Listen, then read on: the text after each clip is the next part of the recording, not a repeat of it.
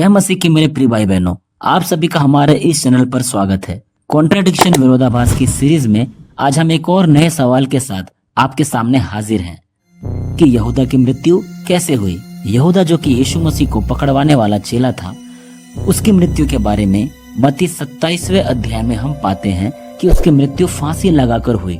और प्रेरितों के कार्य में हम पाते हैं कि सिर के बल गिरकर पेट फट जाने से उसकी मौत हुई। यहाँ ऐसा विरोधाभास क्यों है? क्या दोनों लेखकों से यहाँ गलती हुई है? आइए इसका जवाब जानते हैं। यहाँ कोई विरोधाभास नहीं है।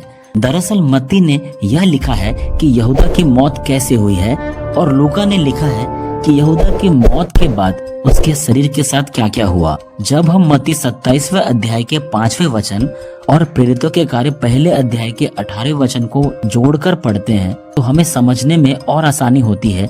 यहाँ कुछ ऐसा हुआ है कि प्रभु यीशु मसीह को पकड़वाने के बाद यहूदा पछताया और किसी खेत में शायद किसी पेड़ पर फांसी लगा ली और उसकी मौत हो गई।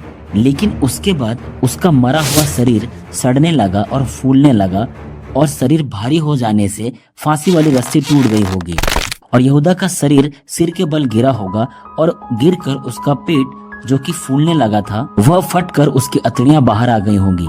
ध्यान देने वाली बात यह है कि लूका ने यहाँ यह नहीं कहा कि यहूदा की मौत गिरने से हुई है।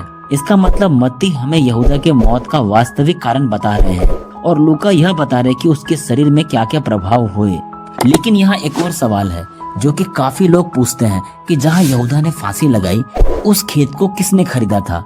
उस खेत का असली खरीदार कौन था? खुद यहूदा या फिर प्रधान याजक? इसका एक जवाब कुछ इस प्रकार से भी है। प्रभु यीशु मसीह को पकड़वाने से पहले यहूदा ने एक खेत खरीदा होगा, लेकिन उसकी कीमत नहीं दी होगी। जब प्रभु यीशु मसीह को पकड़वाने के बाद उसे इनाम मिला, और उसके बाद यहूदा जब पछताया और उन सिक्कों को प्रधान याजकों के पास फेंक कर जाकर उसने फांसी ले ली। उसके बाद जो वहाँ प्रधान याजक थे वे इन सिक्कों को लहू का दाम मानते थे, इसलिए उन्होंने इसी चांदी के सिक्कों से वह खेत जिसको यहूदा ने खरीदने की शुरुआत की थी उसकी कीमत देकर उसे खरीद लिया होगा। या फिर ऐसा भी हो सकता है कि यहूदा व्यक्तिगत रूप से उस खेत को नहीं खरीदा होगा, लेकिन यहूदा के फेंके हुए सिक्के को लेकर प्रधान याजक उस खेत को खरीदे होंगे। हो ना हो, इन सिक्कों की जो लेन देन थी वो यहूदा ने शुरुआत की थी, इसलिए ऐसा माना जा सकता है कि यहूदा ही उसका खरीदार होगा।